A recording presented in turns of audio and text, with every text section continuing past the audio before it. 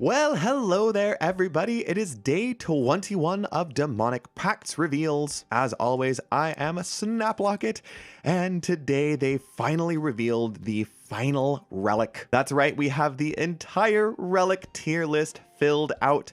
Finally, we can have a good look and see what all of our options are going to be. And they did this by today revealing the final relic in the tier 8 category. That's right, the final relic category has officially been fleshed out. The minion and flask relics seemed like they were revealed so long ago, and we were waiting so long to see what this final relic would be that they would go up against. And I think some of you are going to be excited about this. We have another returning relic called Executioner. Upon choosing this relic, you will receive the Sage's Axe. The axe is a thrown ranged weapon which can be used to execute targets below 20% hit points. The axe has an attack range of 6 tiles.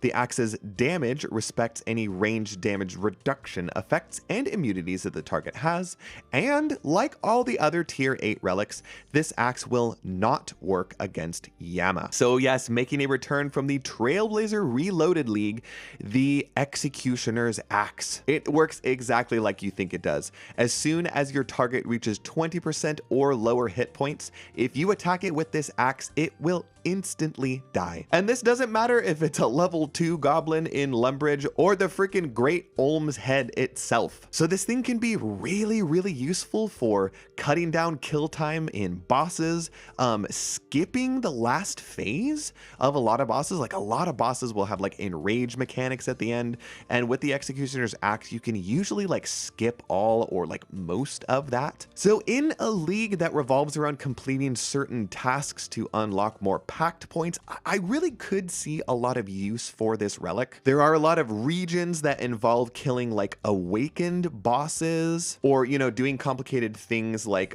completing the Tazar Ket Rek Jad challenge, or like doing the Inferno. And so like all of those situations where like difficult PvM encounters, this axe is just gonna let you like really brute force the end of a lot of those fights. Now again, this is a returning relic from Trailblazer Reloaded, and last time the axe itself didn't have any stats associated with it, so like this is going to be a really poor main DPS weapon, which is a little bit unfortunate. At first I thought it might have some cool interactions with some of the thrown weapon pacts, but like looking down the list here, I'm not sure how many of these are really going to be applicable. You have an increased chance for ranged echoes to have a max hit, and I guess you can spawn ranged echoes off of the Executioner's Axe, but if you're trying to execute a target, then like a ranged echo doesn't really matter. When a thrown weapon is equipped, range strength is increased by 80% of your melee strength, but again, if the axe doesn't have any stats at all, then you'd be better off attacking with any other weapon. This one, when a thrown weapon is equipped, it increases your accuracy by 60.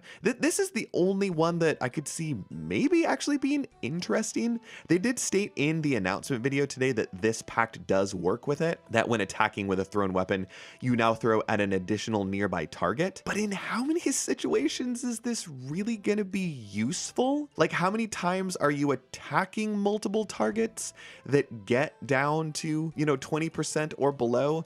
I mean, maybe if you're doing like multi-combat slayer tasks, but if that's the case, like I don't know how annoying it's going to be to like constantly switch over to the Executioner's Axe. I feel like the majority of people are just going to feel more comfortable attacking with whatever their main DPS weapon is. So like, I don't know. Like really, when I read this morning, I initially thought that there could be some interesting interactions with thrown weapon pacts, but I really can't think of any. Maybe you can think of some. If you have any ideas for some interesting interactions with the axe and demonic pacts, please let me know in the comments down below. Overall, I do think that this is a good relic. It is going to be up to you to decide between this and the minion and the Flask of Fervor. I think you'll actually see a pretty good range of picks in this category. I think a lot of people want Flask for, sort of the unlimited health potential there, or like the big burst damage from the explosions. A lot of people really like the look of the minion relic this year. It is the 3rd iteration of this Guardian type tier 8 relic, and I think this one just looks really powerful, especially since it can pick up loot for you. I think you're going to see a lot of people people select that. But like the Executioner's Axe was popular in Trailblazer Reloaded, and it was really good in certain situations. So yeah, in the comments down below, let me know which tier 8 relic you personally are thinking of taking.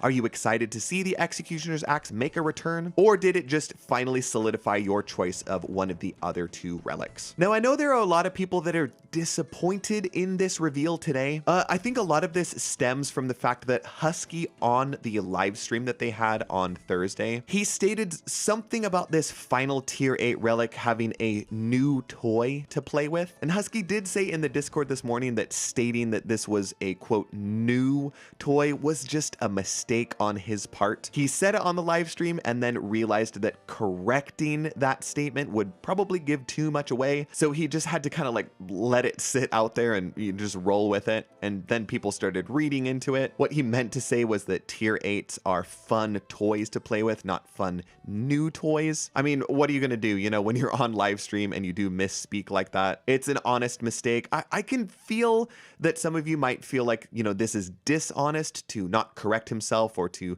lead people into believing that there was something new in this category. Honestly, I think whatever you feel about this reveal is probably valid. Like personally, I'm just a little perplexed. It seems like a lackluster way to end the relic reveals.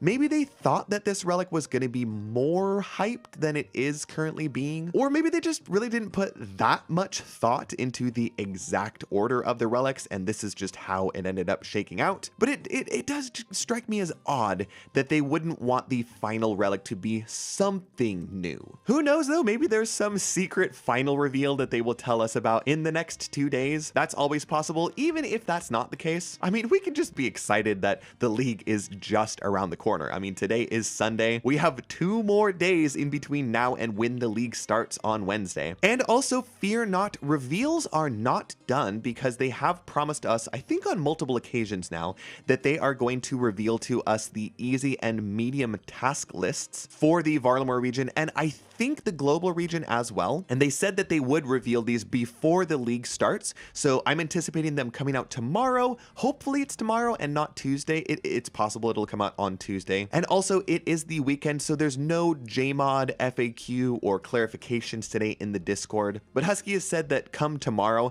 there are a couple of things that he has a list together that he is going to look up, or some of the other JMods are going to look up. And so we should get a bit more clarification and that type of stuff tomorrow. So that's all the information that we have to talk about today. I am beyond excited that the league is about to start. I still have quite a bit of theory crafting left to do. I have budgeted some time today to dive into the pact system. I want to run a lot of DPS calculations. I really like the idea of speccing really deep into air pact. That just seems like it's going to be so powerful and such a fun like elemental magic build, which is exactly what I wanted to do this league.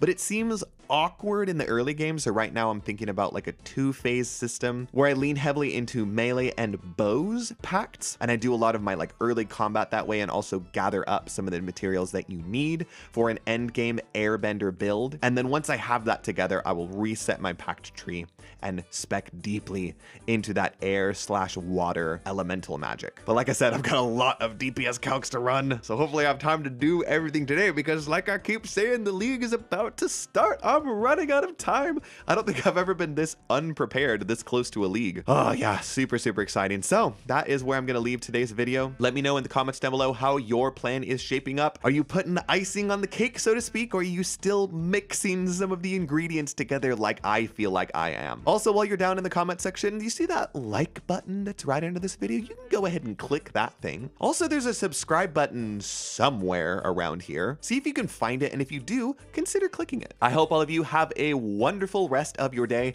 I will see you all tomorrow.